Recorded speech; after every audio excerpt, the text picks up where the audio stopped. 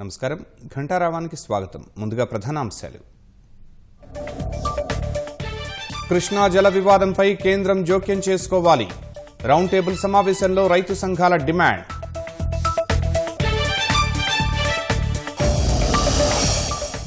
దేశంలో 111 రోజుల కనిష్టానికి కరోనా వ్యాప్తి 97.17% పెరిగిన రికవరీ రేటు.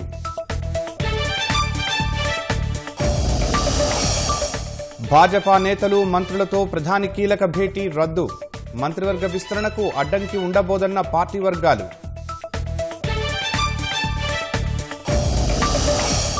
టిటిడేపై అజమాయిషీ చెలాయించాలని అనుకోవద్దు. మతం విషయంలో ప్రభుత్వం జోక్యమేంటన్న పయ్యావుల.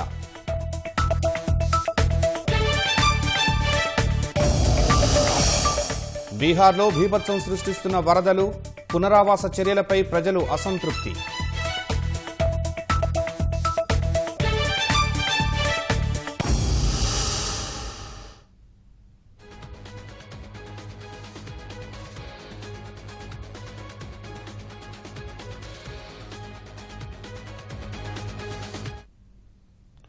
కృష్ణానది జల విద్యుత్ ఉత్పత్తి వివాదంపై తెలంగాణ హైకోర్టు ప్రధాన న్యాయమూర్తి ధర్మాసనమే విచారణ చేపట్టాలని తెలంగాణ అడ్వకేట్ జనరల్ హైకోర్టును మరోసారి కోరారు.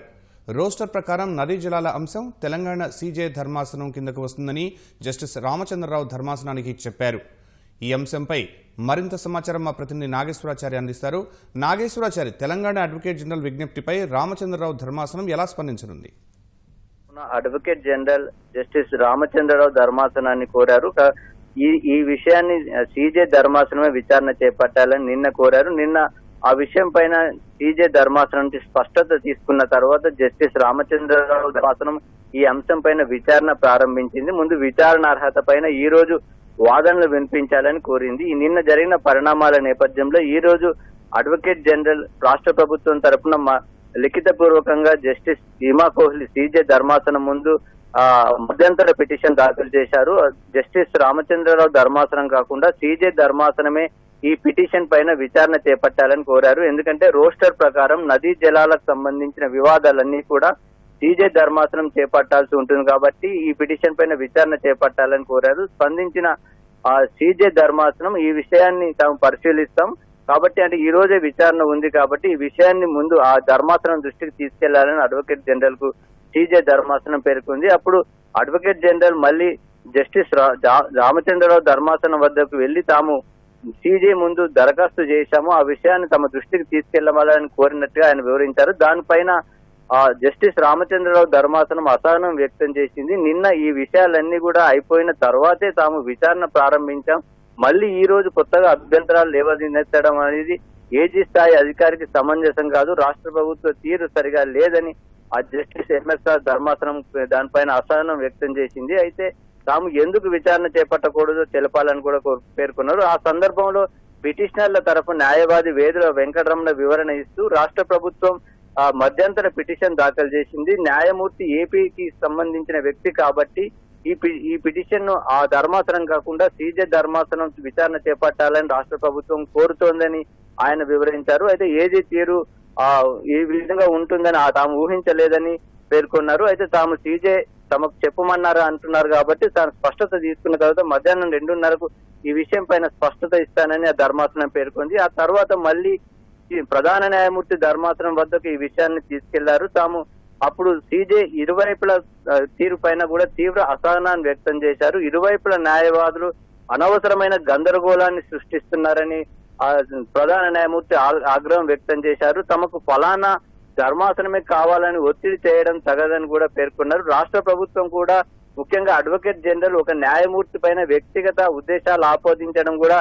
సరైన పద్ధతి కాదు. ఒకవేళ అలా చేసి ఉంటే ఆ మధ్యంతర పిటిషన్ వెనక్కి తీసుకోవాలని సీజే స్పష్టం చేశారు. దానికి స్పందించిన అడ్వకేట్ జనరల్ తమ మధ్యంతర పిటిషన్ వెనక్కి తీసుకుంటామని కూడా పేర్కొన్నారు. అదేవిధంగా పిటిషనర్ల తరపు న్యాయవాది తీరును కూడా ప్రధాన న్యాయమూర్తి తప్పుపట్టారు. మేము తాము రోస్టర్ ఖరారు చేయకముందే మీరు జస్టిస్ రామచంద్రరావు ధర్మాసనం వద్దకు వెళ్లి తాము అత్యవసరంగా విచారణ చేపట్టాలని ఎందుకు ఒత్తిడి చేయాల్సి వచ్చిందని కూడా ఆగ్రహం వ్యక్తం చేశారు. ఎందుకంటే ఇందులో 2 రోస్టర్ ప్రకారం నదీ జలాల వివాదం సీజే ధర్మాసనం చేపట్టాల్సి ఉంటుంది, పునర్విభజన చట్టానికి సంబంధించిన వివాదాలను ఎంఎస్ఆర్ ధర్మాసనం ఉంటుంది. కాబట్టి 2 విషయాలు ఉన్నందున కొంత గందరగోళం ఏర్పడింది. కానీ ఈ విషయాన్ని ఇద్దరు సీనియర్ న్యాయవాదులు దీన్ని అనవసరమైన రాద్ధాంతం చేశారని ప్రధాన న్యాయమూర్తి పేర్కొనడం జరిగింది. కాబట్టి ఏ ధర్మాసనం చేపట్టాలి, రోస్టర్ ప్రకారం ఎవరు దీనిపైన విచారణ చేపట్టాలనే విషయం పైన తామే తుది నిర్ణయం తీసుకుంటామని ప్రధాన న్యాయమూర్తి స్పష్టం చేశారు. తాము నిర్ణయం తీసుకున్న తర్వాత విచారణ ఎప్పుడు ఎక్కడ ఉంటుందన్న విషయం పైన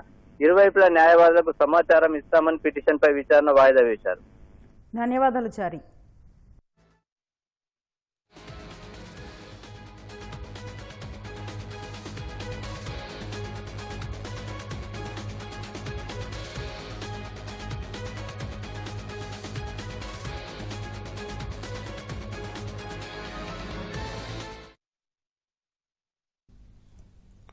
కరోనా కారణంగా ఆర్థికంగా ఇబ్బందుల్లో ఉన్న ప్రజలపై పన్నుల భారం మోపటం పట్ల కర్నూలు నగరవాసులు ఆందోళన వ్యక్తం చేస్తున్నారు.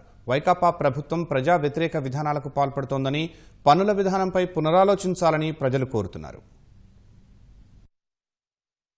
దగ్గర 1000 రూపాయల వరకు సంవత్సరానికి 1000 పన్ను పడుతుంది. ఈ రోజు చెత్తకి పన్నేస్తున్నారు, డ్రైనేజ్ క్లీన్ చేయడానికి పన్నేస్తున్నారు. ప్రజలు చాలా దీన్ని వ్యతిరేకిస్తున్నారు. జీవనంలో పాత పద్ధతుల్లో కొనసాగించాలని చెప్పి, అట్లా చెత్తకి వేసేటువంటి పన్నును రద్దు చేయాలని చెప్పి మేము డిమాండ్ చేస్తున్నాం. ఇంటి పన్నులు అంటే అద్దె ఆధారంగా పన్ను ఉండేది, ఇప్పుడు అట్లా కాకుండా ఆస్తి విలువ పైన పన్ను అనే పట్టుకలా అది 100%కి మించి పెరిగే పరిస్థితి.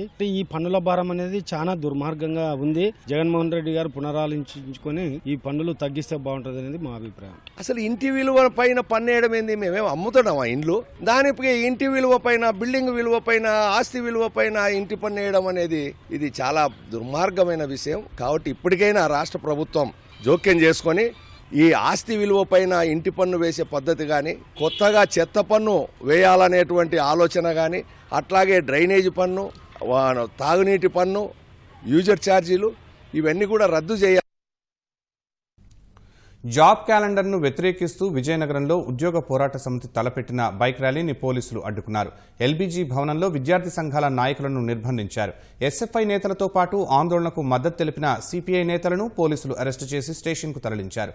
కొత్త జాబ్ క్యాలెండర్ విడుదల చేసే వరకు ఉద్యమం కొనసాగిస్తామని నేతలు తేల్చి చెప్పారు.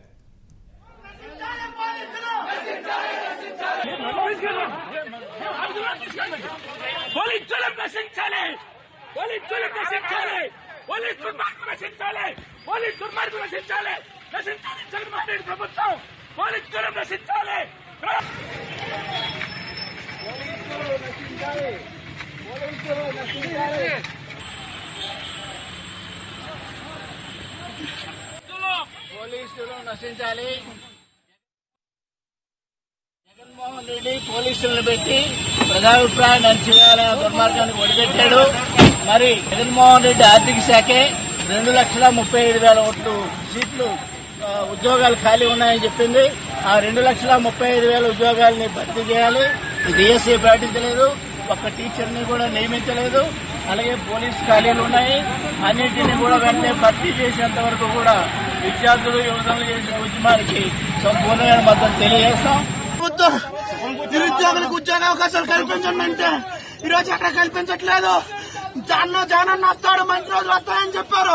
ఈ రోజు మాకు నిరుద్యోగులకి ఉద్యోగాలు కల్పించాలంటే పోలీసులను ఉపయోగించి ఈ రోజు ఆఫీసులకు వచ్చి అరెస్టులు చేస్తున్నారు. రాష్ట్ర ప్రభుత్వం నిరుద్యోగులకు అన్యాయం చేసింది. ఇప్పటికైనా సరే రాష్ట్ర ప్రభుత్వం ఖాళీగా ఉన్నటువంటి 1,80,000 ఉద్యోగాలను వెంటనే రిలీజ్ చేయాలి. కొత్త జాబ్ క్యాలెండర్ రిలీజ్ చేయాలి. లేదంటే ఈ ఉద్యమం మరింత ఉధృతం చేస్తామని చెప్పి తిరుమల తిరుపతి దేవస్థానాన్ని ప్రజాపద్దుల కమిటీ పరిధిలోకి తేవాలన్న గత పాలక మండలి తీర్మానాన్ని పీఏసీ చైర్మన్ పయ్యావుల కేశవ్ వ్యతిరేకించారు.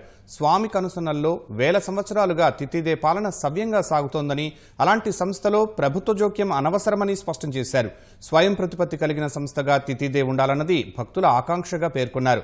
గతంలో తితిదేని మరో వాటికన్ సిటీలా తీర్చిదిద్దేందుకు ఎన్టీఆర్ ప్రయత్నించారని గుర్తు చేశారు. మత సంస్థలకు ప్రభుత్వం మార్గదర్శకాలు ఇవ్వచ్చు, కానీ అజమాయిషీ ఉండకూడదన్నారు. పీఏసీ కమిటీ నిర్ణయాన్ని గవర్నర్కు తెలుపుతామని పయ్యావుల చెప్పారు. సనాతన ధర్మం 1000 సంవత్సరాలుగా అనేక దాడులను ఎదుర్కొంటూ స్వతంత్రంగా సజీవంగా నిలబడింది అనంటేనే ఈ సనాతన ధర్మం ఎంత గొప్పది అనేటువంటిది మనకు అర్థమవుతుంది. అట్లాంటి వాటిని సరిదిద్దే ప్రయత్నంతో వాటి మీద పెత్తనం చేసే ప్రయత్నానికో ప్రభుత్వాలు పూనుకోవడం మంచిది కాదు.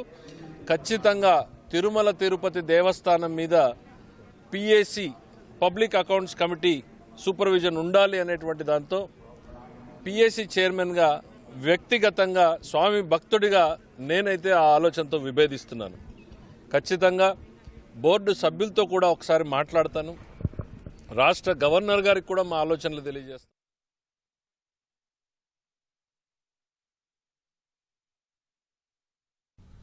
మాజీ మంత్రి వివేకా హత్య కేసులో సీబీఐ దర్యాప్తు కీలక దశకు చేరుకుంది. నెల రోజుల నుంచి అనుమానితులను ప్రశ్నిస్తున్న అధికారులు ఇప్పుడు ఈ కేసులో కీలక వ్యక్తుల నుంచి సమాధానాలు రాబడుతున్నారు.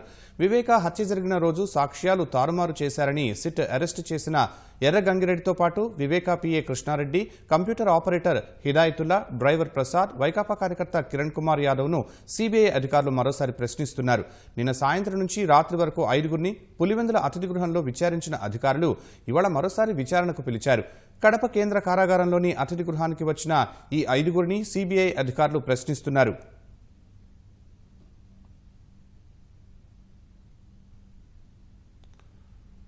జగన్ అవినీతి స్థాయికి 15,000 కోట్ల బాక్సైట్ కుంభకోణం అద్దం పడుతోందని తెలుగుదేశం జాతీయ ప్రధాన కార్యదర్శి నారా లోకేష్ ఆరోపించారు. విశాఖ మన్యంలో బాక్సైట్ గనుల దోపిడీకి ప్రభుత్వమే రహదారి నిర్మించిందని ధ్వజమెత్తారు. రికార్డు స్థాయిలో 24 రోజుల వ్యవధిలోనే అటవీ ప్రాంతంలో 14 కిలోమీటర్ల మేర 30 అడుగుల రహదారిని నిర్మించి అందరినీ ఆశ్చర్యపరిచారని విమర్శించారు. భారీ వాహనాల రవాణా సులభతరం చేస్తూ 10,000 చెట్లు నరికివేసిన ప్రభుత్వం 250 మంది జనాభా ఉన్న మారుమూల ప్రాంతానికి రహదారి ఏర్పాటు కోసమే చేశామనడం అవినీతికి పరాకాష్ట అని దుయ్యబట్టారు.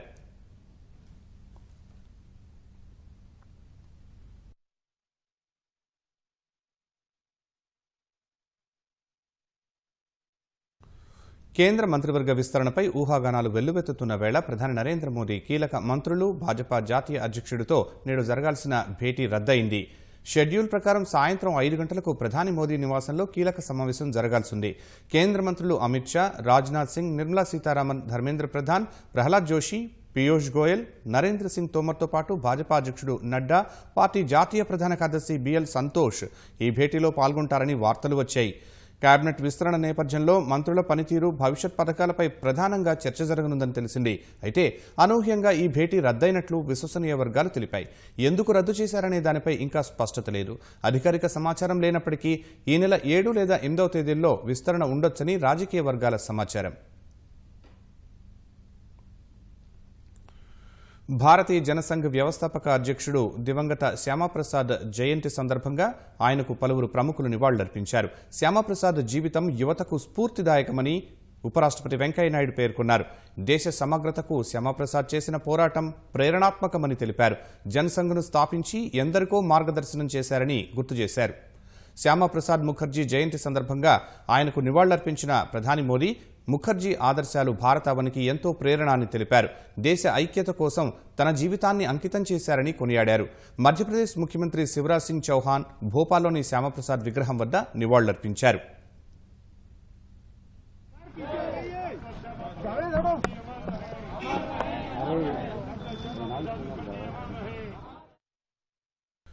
దేశంలో రోజువారీ కరోనా కేసుల తగ్గుదల కొనసాగుతోంది. సోమవారం ఉదయం 8 గంటల నుంచి ఈ ఉదయం 8 గంటల వరకు 34,703 కొత్త కేసులు బయటపడినట్లు కేంద్ర ఆరోగ్య శాఖ ప్రకటించింది.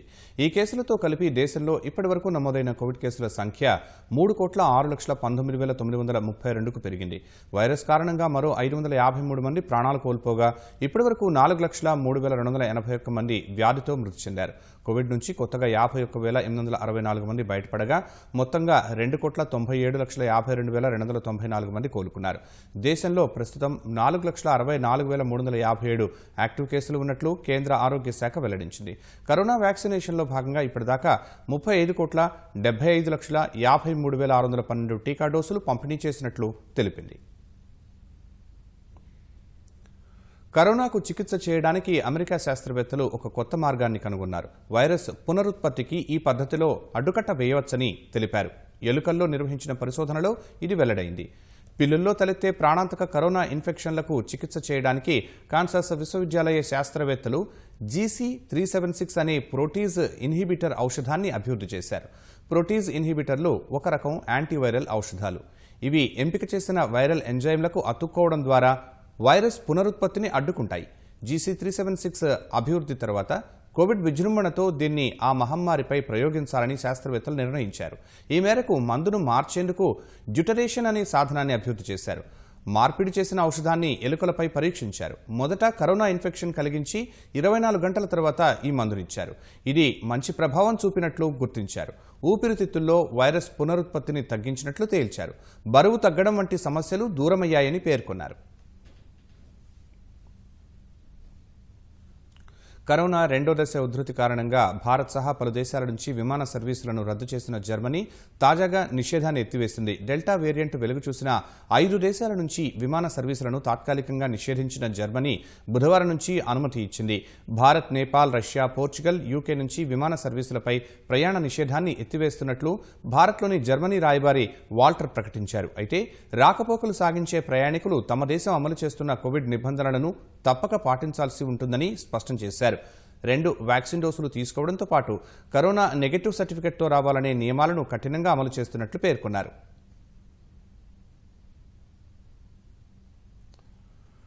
నకిలీ వజ్రాన్ని అంటగట్టి ఓ వ్యాపారి వద్ద లక్షల రూపాయలు కాజేసిన ఘటన చిత్తూరు జిల్లాలోని కాణిపాకంలో చోటు చేసుకుంది. గ్రామానికి చెందిన భాస్కర్ రావుకు అతని స్నేహితులు దామోదరం, బొజ్జయ్య, శ్రీనివాసులతో కలిసి ఓ నకిలీ వజ్రాన్ని చూపించి దాన్ని తాకట్టు పెట్టుకుని డబ్బులు ఇవ్వాలని కోరారు. భాస్కర్ రావు నుంచి విడతల వారీగా 58,60,000 అప్పుగా తీసుకున్నారు. తిరిగి డబ్బు చెల్లించకపోవడంతో అనుమానం వచ్చిన భాస్కర్ రావు వజ్రాన్ని పరీక్ష చేయించగా నకిలీ అని తేలింది. మోసపోయానని తెలుసుకున్న అతను పోలీసులకు ఫిర్యాదు చేశాడు. చిత్తూరు టౌన్ చెందిన శ్రీనివాసులు, కాణిపాకం గ్రామానికి చెందిన బొజ్జయ్య, దామోదర్ అనే 3 వ్యక్తులు కలిసి నకిలీ డైమండ్లు తీసుకొని వచ్చేసి స్వచ్ఛమైనవని చెప్పేసి కాణిపాకానికి చెందిన పి భాస్కర్ రావు అనే వ్యక్తికి ₹1,00,00,000 అని చెప్పి అతని దగ్గర నుంచి 60 లక్షల రూపాయలు డబ్బులు మాట్లాడుకుని 58,60,000 అతని దగ్గర నుంచి 4 నెలల కింద అమౌంట్ తీసుకుని తర్వాత కొంతకాలానికి భాస్కర్ రావు అనే వ్యక్తి ఈ డైమండ్స్ ఒరిజినల్ కాదని తెలుసుకుని తన డబ్బులు తను తిరిగి ఇచ్చేయమని కోరగా వాళ్ళు కాలయాపన చేస్తూ వచ్చారు. తర్వాత వాళ్ళ చేతిలో నేను మోసపోయానని తెలుసుకుని భాస్కర్ రావు ఫిర్యాదు మేరకు దీన్ని మోసం చేసిన శ్రీనివాసులు, బొజ్జయ్య, దామోదర్ అనే 3 వ్యక్తులను అరెస్ట్ చేయడమైంది. రష్యాలో 28 మంది ప్రయాణికులతో వెళుతున్న ఓ విమానం ఆచూకీ గల్లంతైంది. ఫార్ ఈస్ట్ నుంచి పనాసాకు వెళ్తున్న AN-26 విమానంతో ఎయిర్ ట్రాఫిక్ కంట్రోల్ ATCకి సంబంధాలు తెగిపోయాయి. షెడ్యూల్ ప్రకారం ల్యాండింగ్ కూడా జరగలేదు. దీంతో అప్రమత్తమైన అధికారులు విమానం కోసం గాలిస్తున్నారు. ఘటన సమయంలో విమానంలో 22 మంది ప్రయాణికులు, 6 సిబ్బంది ఉన్నారు. ప్రయాణికుల్లో కొందరు చిన్నారులు కూడా ఉన్నట్లు తెలుస్తోంది. మరోవైపు విమానం సముద్రంలో పడిపోయిందేమోనన్న సందేహాలు వ్యక్తమవుతున్నాయి. లేదా పలానా పట్టణం సమీపంలోని ఓ బొగ్గుగని ప్రాంతంలో కూలిపోయి ఉండొచ్చని స్థానిక మీడియా కథనాలు పేర్కొంటున్నాయి. విమానం ఆచూకీ కనిపెట్టేందుకు 2 హెలికాప్టర్లు రంగంలోకి దిగాయి. మరోవైపు ప్రమాదం జరిగి ఉండవచ్చని భావిస్తున్న ప్రాంతాలకు సహాయక సిబ్బంది బయలుదేరారు. ఉత్తరప్రదేశ్లోని బరేలీలో ఓ నూతన వధువు అత్తవారింటికి వచ్చిన తీరు స్థానికులను ఆశ్చర్యంలో ముంచెత్తింది. బదౌన్ ప్రాంతానికి చెందిన సునీత వర్మ సోమవారం అలంపూర్ కోట్లోని ఆమె అత్తవారింటికి హెలికాప్టర్లో చేరుకున్నారు. కొత్త కోడలికి గ్రామస్తులు ఘనంగా ఆహ్వానం పలికారు. గత ఏడాది డిసెంబర్లో ఆలంపూర్ కోట్కు చెందిన ఓమేంద్ర సునీత వర్మను ప్రేమ వివాహం చేసుకున్నారు. సునీత ఇటీవల ఆలంపూర్ కోట్ గ్రామానికి సర్పంచ్గా ఎన్నికయ్యారు. తాజాగా అత్తవారింటి సంప్రదాయాలను అనుసరించి వీరిరువురు మరోసారి వివాహం జరుపుకున్నారు.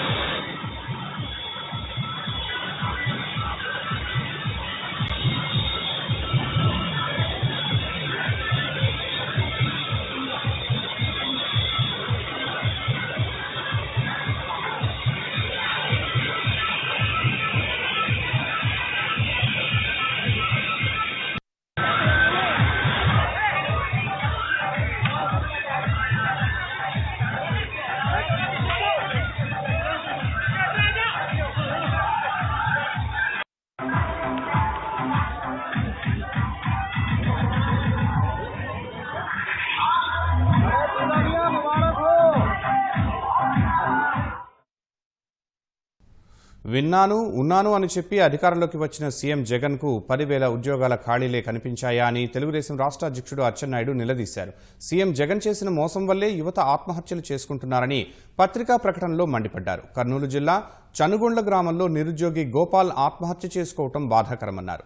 ఇది ముమ్మాటికి ప్రభుత్వ హత్యేనని, గోపాల్ కుటుంబానికి ప్రభుత్వం తక్షణమే 25 లక్షల ఆర్థిక సాయం ప్రకటించాలని డిమాండ్ చేశారు. ఇంటికో ఉద్యోగం ఇస్తానన్న మాట తప్పి 2 ఏళ్లలోనే 1 కోటి మందికి ఉపాధి పోగొట్టిన ఘనత జగన్దేనని విమర్శించారు.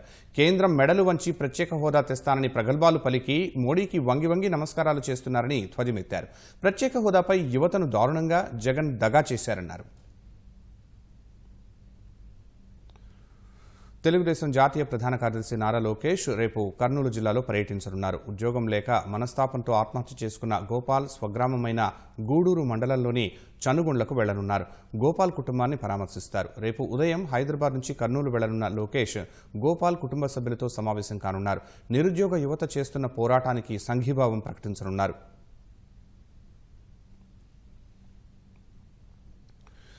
తెలంగాణలోని ప్రసిద్ధ రామప్ప దేవాలయం ప్రపంచ వారసత్వ గుర్తింపు దక్కించుకునేందుకు చేరువలోకి వచ్చేసింది.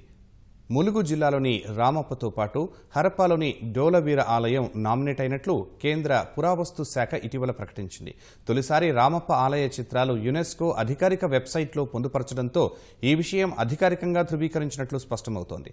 2020-2021 సంవత్సరాలకు గాను ప్రపంచవ్యాప్తంగా 41 వారసత్వ కట్టడాలు, సహజ వింతలు 2 కలగలిసినవి ఉండగా 2020 సంవత్సరానికి 24 నామినేషన్లు యునెస్కో పరిశీలనలో ఉన్నాయి. వాటిలో మన దేశం నుంచి రామప్ప ఆలయం మాత్రమే ఉంది.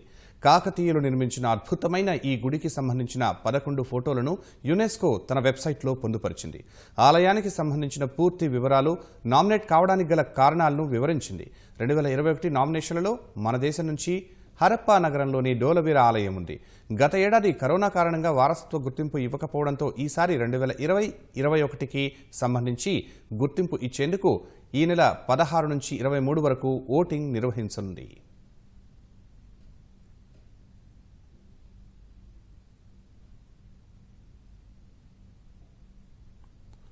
ప్రధాని నరేంద్ర మోదీ సహా వివిధ రాజకీయ నేతలకు బంగ్లాదేశ్ ప్రధాని షేక్ హసీనా 2600 కేజీల మామిడి పండ్లను బహుమతిగా పంపారు. బంగ్లా నుంచి ఒక ట్రక్కులో బయలుదేరిన ఈ హారిబంగా రకం మామిడి పళ్లు కోల్కతాలోని బంగ్లా అధికారులకు చేరాయి. వీటిని ప్రధాని మోదీతో పాటు రాష్ట్రపతి రామ్నాథ్ కోవింద్, పశ్చిమ బంగాల్ ముఖ్యమంత్రి మమతా బెనర్జీ ఇతర రాజకీయ నేతలకు పంచనున్నారు. భారత్తో స్నేహ సంబంధాలకు గుర్తుగా ఈ మామిడి పండ్లను హసీనా పంపినట్లు బంగ్లా అధికార వర్గాలు తెలిపాయి. దేశంలో మరో భారీ సైబర్ మోసం బయటపడింది. తక్కువ సమయంలో ఎక్కువ మొత్తం లాభాలను ఆశ చూపి చైనా, హాంకాంగ్కు చెందిన సైబర్ నేరగాళ్లు భారతీయుల నుంచి ఏకంగా 360 కోట్ల రూపాయలను తమ ఖాతాల్లోకి మళ్లించుకున్నారు. ఉత్తరాఖండ్ ప్రత్యేక టాస్క్ ఫోర్స్ పోలీసుల దర్యాప్తులో ఈ మోసం బయటపడింది. ఓ మొబైల్ యాప్ రూపొందించి అందులో పెట్టుబడులు పెడితే తక్కువ సమయంలోనే ఎక్కువ లాభాలు వస్తాయని చైనా, హాంకాంగ్ సైబర్ నేరగాళ్లు ప్రచారం చేశారు. ఈ ప్రచారాన్ని నమ్మిన భారత్కు చెందిన అనేక మంది కోట్లాది రూపాయలు వీరు చెప్పిన ఖాతాకు జమ చేశారు. అలా చేరిన 360 కోట్ల రూపాయలను మోసగాళ్లు వివిధ ఆన్లైన్ మార్గాల ద్వారా చైనాలోని బ్యాంక్ ఖాతాలకు మళ్లించారు. అక్కడి నుంచి ఈ సొమ్ము పవర్ బ్యాంక్ యాప్ ద్వారా క్రిప్టో కరెన్సీలోకి చేరింది. ఇలాంటి నేరాలకు పాల్పడుతున్న మరికొన్ని యాప్లకు దర్యాప్తు అధికారులు గుర్తించారు. హాంకాంగ్ నేరగాళ్లకు సహాయం అందించారనే ఆరోపణలతో దేశంలోని ఈ వాలెట్, పేటీఎం, రిజర్వ్ పే ప్రతినిధులకు ఉత్తరాఖండ్ ప్రత్యేక టాస్క్ ఫోర్స్ సమన్లు జారీ చేసింది. ఈ కేసులో ఉత్తరాఖండ్లో 2 కీలక నిందితులు సహా బెంగళూరులో 4, ఢిల్లీలో 2ని అరెస్టు చేసింది. ఇందులో విదేశీయుల హస్తం ఉన్న నేపథ్యంలో సిబిఐ, ఐబీ, ఈడీ వంటి జాతీయ సంస్థలు కూడా దర్యాప్తు చేస్తున్నాయి. అవసరమైతే అంతర్జాతీయ సంస్థల సహాయం కూడా తీసుకోవాలని యోచిస్తున్నట్టు తెలుస్తోంది.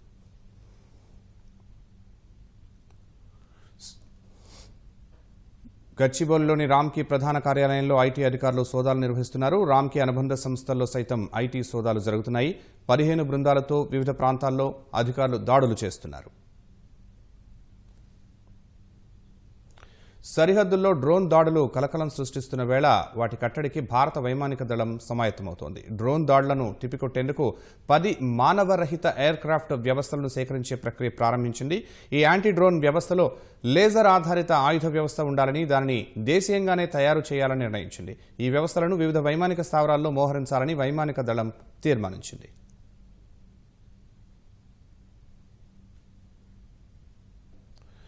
బీహార్లో వరదలు బీభత్సం సృష్టిస్తున్నాయి. భారీ వర్షాలతో తూర్పు చంపారన్ జిల్లా బాగా ప్రాంతంలో 2 నదులు ఉధృతంగా ప్రవహిస్తుండగా లోతట్టు ప్రాంతాలు జలమయమయ్యాయి.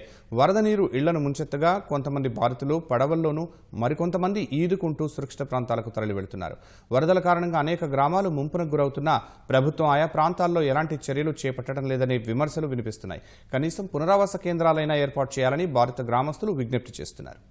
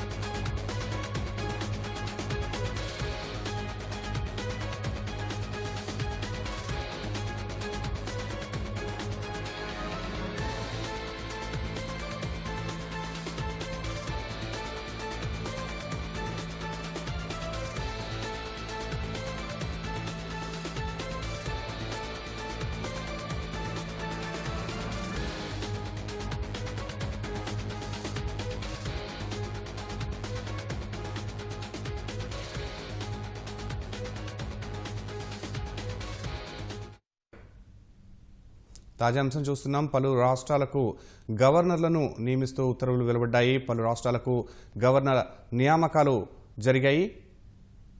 కర్ణాటక గవర్నర్గా తావర్చంద్ గెహ్లోత్ నియమితులయ్యారు. మిజోరాం గవర్నర్గా కంభంపాటి హరిబాబు నియమితులయ్యారు. పలు రాష్ట్రాలకు కేంద్రం కొత్త గవర్నర్లను నియమించింది. విశాఖ మాజీ ఎంపీ కంభంపాటి హరిబాబును మిజోరాం గవర్నర్గా నియమించింది. హిమాచల్ ప్రదేశ్ గవర్నర్గా పనిచేస్తున్న బండారు దత్తాత్రేయను హర్యానా గవర్నర్గా నియమించింది. హిమాచల్ ప్రదేశ్కు రాజేంద్ర విశ్వనాథ్ను, మధ్యప్రదేశ్కు మంగుభాయ్ చగన్భాయ్ పటేల్ను మోదీ ప్రభుత్వం నియమించింది. కర్ణాటక గవర్నర్గా ప్రస్తుత కేంద్ర మంత్రి తావర్చంద్ గెహ్లోత్ను నియమించింది. దీంతో కేంద్ర మంత్రివర్గం పునర్వ్యవస్థీకరణపై ఊహాగానాలు మరింత బలపడ్డాయి.